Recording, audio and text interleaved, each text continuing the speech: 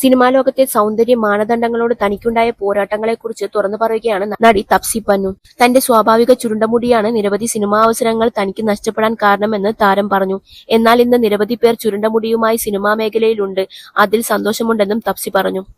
ഓഡിഷനുകളിൽ താൻ പങ്കെടുക്കുമ്പോൾ ചുരുണ്ട മുടി കാണുന്നതോടെ നിർമ്മാതാക്കൾ മടിക്കാറുണ്ടായിരുന്നു.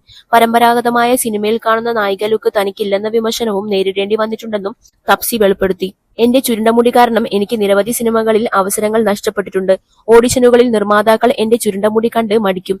പരമ്പരാഗത നായിക ലുക്ക് എനിക്കില്ലെന്ന് അവർ പറയും. അത് നിരാശയ്ക്ക് കാരണമായി. അവസരങ്ങൾ ലഭിച്ചതിനു ശേഷവും എന്റെ മുടി നേരെയാക്കാൻ സമ്മർദ്ദമുണ്ടായിരുന്നുവെന്നും തപ്സി പറയുന്നു.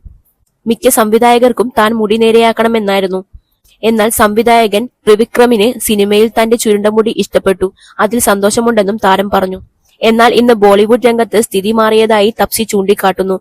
തന്റെ സ്വാഭാവിക ചുരുണ്ട മുടിയെ പലരും അഭിനന്ദിക്കുന്നുവെന്നും ചുരുണ്ട മുടി എല്ലാവരും സ്വീകരിച്ചു തുടങ്ങിയെന്നും താരം പറഞ്ഞു.